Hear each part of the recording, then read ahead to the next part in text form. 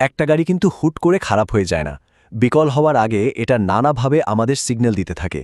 তো আজকের এই পর্বে আমরা গাড়ির সেই না বলা কথাগুলোই বোঝার চেষ্টা করব। তাহলে চলুন একদম সাধারণ কিছু লক্ষণ দিয়ে শুরু করি। দেখব একটা গাড়ি কিভাবে তার সমস্যার কথা আমাদের জানায়, আর আমরাই বা কিভাবে সেই ভাষাটা বুঝতে পারি। এই পর্বে আমরা মূলত এই 5টা বিষয় নিয়ে কথা বলবো। চোখে দেখার সমস্যা থেকে শুরু করে শব্দ, ওভারহিটিং এবং সবশেষে সঠিক ফ্লুইড ব্যবহারের গুরুত্ব পর্যন্ত।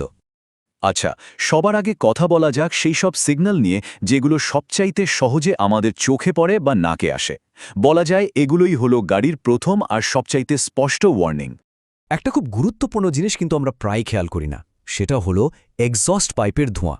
এই ধোঁয়ার রং কিন্তু গাড়ির ভেতরের অনেক খবর বলে দিতে পারে। যেমন ধরুন, সাদা ধোঁয়া বেরোচ্ছে, তার মানে হতে পারে কুলিং সিস্টেমের সমস্যা। আবার যদি দেখেন ধোঁয়াটা নীলছে, তাহলে বুঝতে হবে ইঞ্জিন অয়েল পুড়ছে। আর কালো ধোঁয়া, সেটার মানে হলো ইঞ্জিন প্রয়োজনের চেয়ে বেশি ফুয়েল খাচ্ছে। সোজা কথায় এই রঙগুলো দেখলেই দেরি না করে একজন মেকানিকের সাথে কথা বলাই ভালো। ধোঁয়ার কথা তো গেল, এবার আসি আরেকটা কমন দৃশ্যে।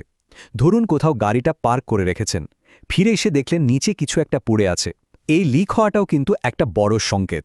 এখানেও কিন্তু রং আর গন্ধ খুব গুরুত্বপূর্ণ। যদি দেখেন তরলটা রঙিন, মানে সবুজ বা গোলাপি, আর সাথে একটা মিষ্টি গন্ধ আছে, তাহলে ধরে নেবেন ওটা কুলেন্ট লিক করছে। আর যদি দেখেন জিনিসটা কালো বা বাদামি আর পোড়া পোড়া গন্ধ, তাহলে নিশ্চিতভাবেই সেটা ইঞ্জিন অয়েল। আচ্ছা, যা কিছু চোখে দেখা যায় তা নিয়ে তো কথা হলো, এবার চলুন একটু কান খোলা যাক। মানে সেই সব সমস্যার কথা বলা যাক যেগুলো আমরা আওয়াজ শুনে বা গাড়ি চালানোর সময় ঝাঁকুনি থেকে বুঝতে পারি। কখনো কি এমন হয়েছে যে গাড়ি চালাতে গিয়ে মনে হচ্ছে ইঞ্জিনটা ঠিকমতো চলছে না, কেমন যেন কাঁপছে বা পিকআপ নিতে গিয়ে একটা ধাক্কা দিচ্ছে? এটাকে বলে ইঞ্জিন মিসফায়ার। এর পেছনে অনেক কারণ থাকতে পারে, সাধারণ স্পার্ক প্লাগ থেকে শুরু করে ফিউয়েল ইনজেক্টর পর্যন্ত। ভালো মেকানিকদের কাছে একটা স্ক্যানার থাকে, যেটা গাড়ির কম্পিউটারের সাথে কানেক্ট করে সহজেই বলে দিতে পারে ঠিক কোন সিলিন্ডারে গণ্ডগোলটা হচ্ছে। গাড়ি কিন্তু শুধু চলার জন্য শব্দ করে না, সমস্যার কথাও শব্দ করে বলে। ইঞ্জিনের স্বাভাবিক শব্দের বাইরে যে কোনো নতুন বা অদ্ভুত আওয়াজ, যেমন খটখট বা হিস হিস শব্দ, এগুলো আসলে সাহায্যের জন্য চিৎকার। যেমন যদি খটখট বা নকিং সাউন্ড হয়, তাহলে বুঝতে হবে ফুয়েল সিস্টেমে কোনো সমস্যা আছে। আবার হিসের শব্দটা সাধারণত ভ্যাকিউম লিক বা কুলিং সিস্টেমের কোনো লিকের কারণে হয়। আর যদি ঘ্যার টাইপের কোনো আওয়াজ শোনেন, তাহলে ধরে নিতে পারেন ওয়াটার পাম্প বা অল্টারনেটর জানান দিচ্ছে যে তাদের অবস্থা ভালো না। এখন আমরা এমন একটা সমস্যায় আসছি যেটাকে ইগনোর করার মানে হলো নিজের পায়ে কুড়াল মারা। হ্যাঁ, আমি ইঞ্জিন ওভারহিটিংয়ের কথাই বলছি।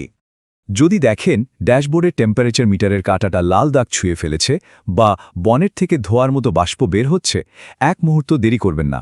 এটা একটা এমার্জেন্সি। সাথে সাথে গাড়ি সাইড করে ইঞ্জিন বন্ধ করে দিন। সাধারণত 4টা কারণে ইঞ্জিন ওভারহিট হয়। 1. কুল্যান্ট কমে গেলে। 2. থার্মোস্ট্যাটটা যদি কাজ করা বন্ধ করে দেয়। 3. রেডিয়েটর জ্যাম হয়ে গেলে। অথবা 4. ওয়াটার পাম্পটাই যদি ফেল করে। আর এই ওভারহিটিংকে যদি পাত্তা না দেওয়া হয়, তাহলে কিন্তু ব্লোন হেড গ্যাসকেটের মতো বড় সড়ো একটা ক্ষতি হয়ে যেতে পারে। আমাদের কি মনে আছে শুরুতে যে সাদা ধোঁয়ার কথা বলেছিলাম? এই মারাত্মক ওভারহিটিংয়ের কারণেই কিন্তু সেই ঘটনাটা ঘটে, যখন কুলেন্ট আর ইঞ্জিন অয়েল একসাথে মিশে গিয়ে পুরো ইঞ্জিনটাকেই শেষ করে দেয়। তো এতক্ষণ তো আমরা সমস্যা আর তার লক্ষণ নিয়ে কথা বললাম, কিন্তু কথায় আছে না, prevention is better then cure. চলুন এবার একটু সেই দিকে নজর দিই। আর এর শুরুটাই হয় সঠিক ফ্লুইড ব্যবহার করা দিয়ে।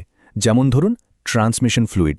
অনেকের মধ্যেই একটা ভুল ধারণা আছে যে কোনো অটোমেটিক ট্রান্সমিশন ফ্লুইড বা এটিএফ হলেই বুঝি চলে।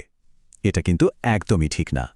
ভুল এটিএফ আপনার গাড়ির গিয়ারবক্সটাকে পুরোপুরি নষ্ট করে দিতে পারে। তাই সঠিকটা চেনা খুব জরুরি।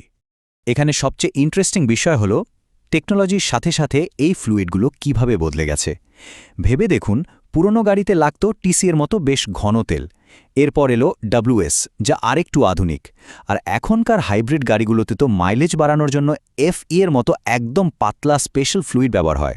তার মানে গাড়ির মডেল অনুযায়ী সঠিক ফ্লুইড ব্যবহার না করাটা কিন্তু মারাত্মক একটা ভুল।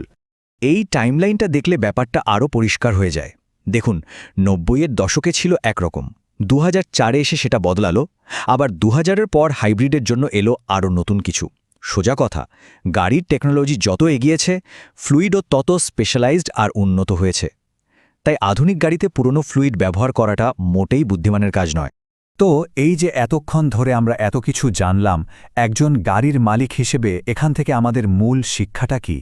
দেখুন, গাড়ির এই ছোট ছোট সিগন্যালগুলো বুঝতে পারা মানে কিন্তু শুধু দুশ্চিন্তা কমানো না, এটা এক ধরনের আত্মবিশ্বাসও দেয়। কারণ যখন সমস্যাটা কি তা আগে থেকে একটু আঁচ করা যায়, তখন একজন মেকানিকের সাথে কথা বলতেও সুবিধা হয়। আর সবচেয়ে বড় কথা, ছোট সমস্যাকে বড় হতে দেওয়া হয় না, যা পকেটের উপর চাপও কমায়। তাহলে শেষে এসে প্রশ্নটা এটাই দাঁড়ায়, গাড়ি কি শুধুই একটা যন্ত্র, নাকি এটা এমন একজন পার্টনার যে নিজের ভালো মন্দের কথা আমাদের জানাতে চায়?